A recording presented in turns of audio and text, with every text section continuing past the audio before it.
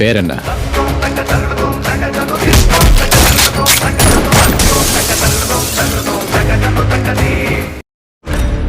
ஒரு மனுஷனை சாகடிக்கிறது அவனுக்கான பெரிய தண்டனை நினைக்கிறோம். ஆனா அது அவனுக்கான விடுதலை.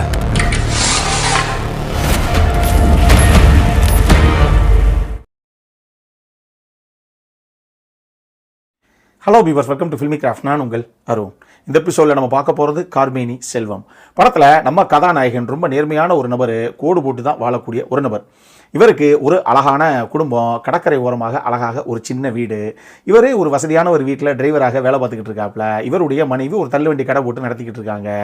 இவங்களுக்கு ஒரு பையனும் இருக்கான்.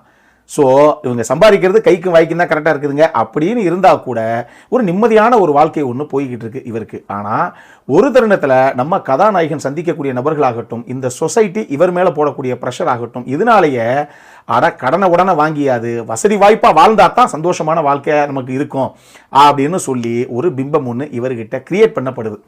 இதன் விளைவாக அடுத்தடுத்து நம்ம கதாநாயகன் சந்தித்த சம்பவங்கள் தான் இந்த படத்துடைய மொத்த கதையை. இந்த விமர்சனத்தை தயவு செஞ்சு மொத்த விமர்சனத்தையும் பார்த்துட்டு அதுக்கப்புறம் எந்த காலம் வேணாலும் நீங்கள் எடுங்க.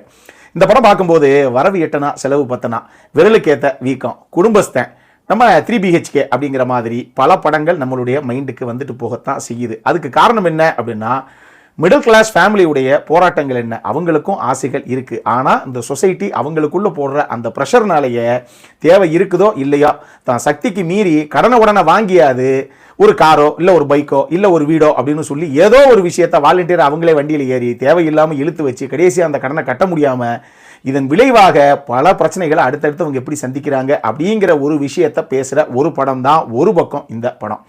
இன்னொரு பக்கம் தன்னுடைய பொண்டாட்டி புள்ள குடும்பத்தை நல்லபடியாக பார்த்துக்கிறனுங்க அப்படிங்கிறதுக்காக அவங்க எல்லாத்தையும் இங்கே விட்டுட்டு தனி கட்டையா ஃபாரினுக்கு போய் கடைசியாக அங்கே கஷ்டப்படுற ஒரு ஆணுடைய வழி என்ன அப்படிங்கிறதையும் இந்த படம் இன்னொரு பக்கம் லைட்டாக பேசத்தான் செஞ்சுருக்கு. இதுலையும் சமுத்திரகனி இந்த படத்தில் வசனம் ஒன்று சொல்லுவாப்புல, இங்கே பாரு, தேவையில்லாத விஷயங்களை நீ வாங்க தேவையான விஷயங்கள் எல்லாத்தையும் நீ இழக்க வேண்டியது இருக்கும் அப்படின்னு ஒரு நிதர்சனமான ஒரு உண்மை. அந்த மாதிரி ஒரு நல்ல வசனம் அது. இந்த மாதிரி கதாபாத்திரங்கள்லாம் சமுத்திரகனிக்கு கேக் வாக்கு மாதிரி அந்த கதாபாத்திரத்துக்கு என்ன தேவையோ கனக்கச்சிதமாக ரொம்ப உள்வாங்கி அழகாக அதை திரையில் கொண்டு வந்திருக்காரு சமுத்திரகனி. அவர் மட்டும் இல்லாமல் லக்ஷ்மி பிரியா சந்திரமௌலி ஆகட்டும், ஜிவிஎம் ஆகட்டும், அபிநயாவாகட்டும், நம்ம சமுத்திரகனி பையனாக நடித்த அந்த சின்ன பையனாகட்டும்னு சொல்லி எல்லாரும் அவங்க எடுத்துக்கிட்ட கதாபாத்திரத்துக்கு என்ன தேவையோ அது ரொம்ப நேர்த்தியாகவே ஸ்க்ரீனில் கொண்டு வந்திருக்காங்க.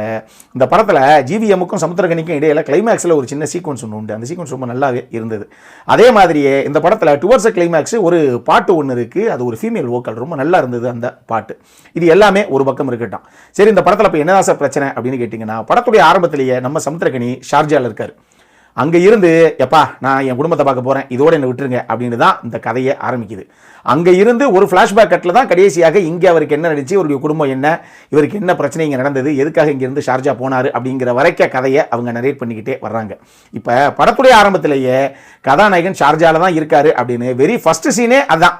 அப்படி காமிச்சதுனாலேயே இந்த கதையில் அந்த ஃப்ளாஷ்பேக் போர்ஷன் மொத்தத்திலையுமே கதாநாயகன் எந்த பிரச்சனையை சந்திச்சாலும் சரி, எவ்வளோ பெரிய பண கஷ்டத்தில் சிக்கலில் மாட்டிக்கிட்டாலும் சரி, எதுலையுமே நமக்கு எந்த ஒரு பதபதிப்புமே கிடையாது. நமக்கு தான் தெரியுமே, அவர் தான் பின்னாடி ஏதோ ஒரு பிரச்சனையே ஆகிப்போச்சு, ஐயோ குடும்ப கஷ்டம் ரொம்ப ஆகிப்போச்சு, பணத்தை எக்கச்சக்கமாக கடன் வாங்கிட்டார் அப்படின்னு கூட ஆகிட்டு போகுது. ஆனால் அவர் குடும்பத்தை விட்டுட்டு இங்கே குடும்பத்துக்காக எப்படியாவது அடுத்து உழைச்சி முன்னேறி அந்த கடன்லாம் கட்டணும் அப்படிங்கிறதுக்காக தான் ஃபாரின் போயிட்டாரே. அதான் முதல் சீன்லேயே அந்த ஷாட்டை வச்சுட்டாங்களே, அதனால அந்த சீன் பிளேஸ்மெண்ட்டே தப்பு அப்படின்னு தான் நான் சொல்லுவேன். அதனாலேயே இந்த கதையில் ஐயோ ஏதோ ஒன்று ஆகி போயிருமோ அப்படிங்கிற எந்த ஒரு பதட்டமும் எங்கேயுமே நமக்கு இல்லை. இதுதான் முதல் முக்கியமான பிரச்சனை. இன்னொரு பக்கம் ஒரு மிடில் கிளாஸ் ஃபேமிலியுடைய கஷ்டங்களை சொல்கிறோம் அப்படின்னா அதை அழுகாட்சி படமாகத்தான் சொல்லணும் அப்படின்னு எழுதப்படாத எந்த ஒரு நியதியும் கிடையாது. இப்போ நான் சொன்ன விரலுக்கேற்ற வீக்கம், வரவு எட்டனா செலவு பத்தனா அப்படிங்கிற படங்கள்லாம் கூட ஒரு பக்கம் இந்த மிடில் கிளாஸ் ஃபேமிலியுடைய கஷ்டங்களை பேசினா கூட இன்னொரு பக்கம் அங்கங்கே சின்ன சின்ன காமெடி மூமெண்ட்ஸ் அங்கங்கே கிரியேட் பண்ணதுனால தான் அந்த படம் ஜனரஞ்சகமாக எல்லாராலையும் கொண்டாடப்பட்ட படங்களாக இருந்தது. KTVயில் அத்தனை தடவை போட்டாலும் சரி சும்மா உட்காந்து பார்ப்போங்க ஜாலியா அப்படின்னு பார்த்தோம் இல்லையா அந்த படங்கள். அதுக்கு முக்கியமான காரணமே ஒரு பக்கம் இந்த மாதிரி ஒரு எமோஷனல் ட்ராமாவாக அந்த மாதிரி ஒரு விஷயங்கள் போனால் கூட இன்னொரு பக்கம் அங்கங்கே காமெடியாக ஜாலியாக அந்த படம் நகர்ந்துக்கிட்டே இருக்கும். இந்த படத்தில் பிரச்சனையே அதுதான். இந்த படம் 3BHK படம் மாதிரி ஆரம்பத்திலிருந்து கடைசி வரைக்கும் ரொம்ப சீரியஸான மோட்லேயே தான் இந்த கதைக்களத்தை நகர்த்தியிருக்காங்க இவங்க. இதனாலேயே இந்த கதையில் என்டர்டெயின்மெண்ட் ஃபேக்டர் இல்லை அப்படிங்கிறதையும் தாண்டி பெருசாக எதுவுமே சுவாரஸ்யம் இல்லைங்க அப்படிங்கிற மாதிரியே ஒரு ஃபீல் ஒன்று நமக்கு வந்துடுது. இதெல்லாம் தாண்டி எங்கள் ஏற்கனவே இந்த சொசைட்டி போட்ட ப்ரெஷர்னால தானே பைக் லோனு, கார் லோனு, வீடு லோனு எல்லா லோனையும் வாங்கி கிரெடிட் கார்டையும் வாங்கி படாத அவமானம்லாம் பட்டு நேரம் கிழிஞ்சு போய் நாங்கள் உட்காந்துருக்கோம். எப்பா ஒரு 2 மணி நேரம் நிம்மதியாக ஏதாவது ஒரு படத்தை பார்த்துட்டு வருவோம் அப்படின்னு தியேட்டருக்கு வந்தால் நம்மளுடைய வாழ்க்கையே திருப்பி இதே கடன், அதுலேருந்து எங்கள் கடங்காரன் தப்பிச்சு வர்றங்கிற இதே கதையை அங்கேயும் ஓடிச்சு அப்படின்னா அப்புறம் எந்த அளவுக்கு அந்த கதை சுவாரஸ்யமாக இருக்கும். அப்படி ஒரு ஃபீலை தான் இந்த படம் கொடுத்தது. இது எல்லாமே போக இந்த படம் கம்ப்ளீட்லி ப்ரிடிக்டபிள் தான்.